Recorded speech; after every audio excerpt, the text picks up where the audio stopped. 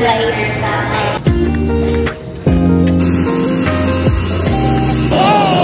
I'm here na! Ayun, may tricycle doon. Parang init. May tricycle.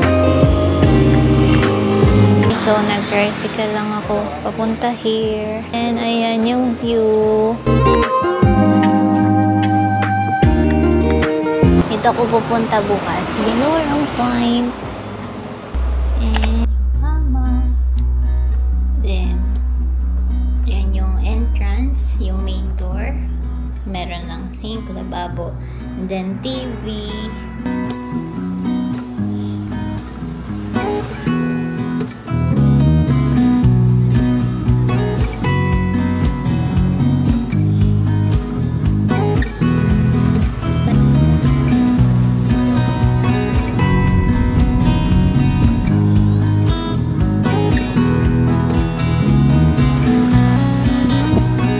Guys, nandito na ako sa Twin Rock and mag-stay siguro ako dito until 4 PM. Kakapasok ko lang. Ang entrance dito is 70 pesos. Yung cottage is 500. And then pagka gusto mo na full access, 100 lang. Pag-lunch na ako kanina. Ngayon, chill-chill na lang. Tapos, pagka-uwi mamaya, wala na akong activity. Magpapahinga ako kasi maaga tayo tomorrow for Binurong Point. Palit ako ng damit later pang swimming. Masyado pa kasing mainit, maaga pa. So, maya-maya tayo mag-swimming. Sobrang inaantok ako guys. Walang energy masyado. Maganda dito sa Twin Rock. Sobrang peaceful, malinis, maluwag yung place at affordable pa.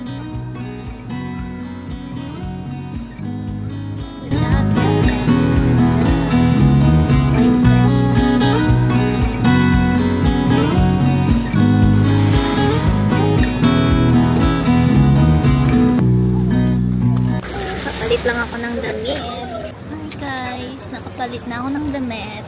Oh, retouch na ako konti, pang picture.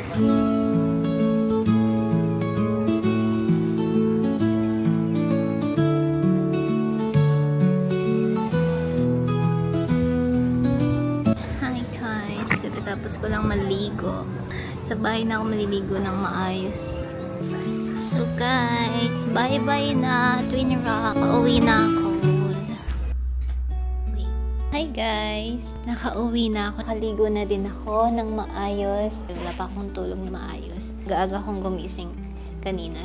Facial na ulit ako and gi-skincare na ako ng pang night routine kasi it's already 6:42 pa lang. Tulog na ako. See you tomorrow. Good night.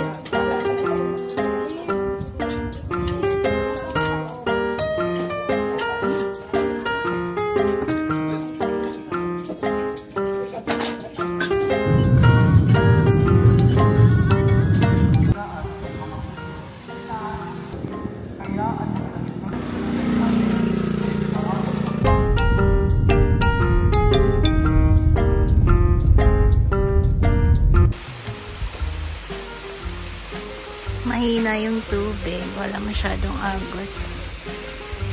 Ayan siya, hanggang baba na siya.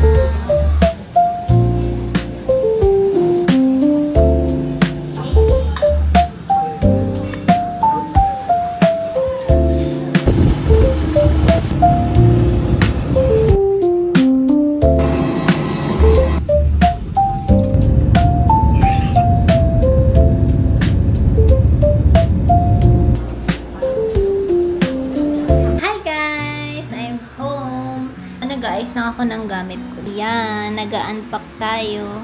Tapos na ako mag-unpack ng mga gamit ko. And ngayon, gagawa lang ako ng onting admin task para tomorrow, pagpasok ko, submit na lang siya agad. Alista na lahat ng admin for today. Let's see kung anong matatapos natin.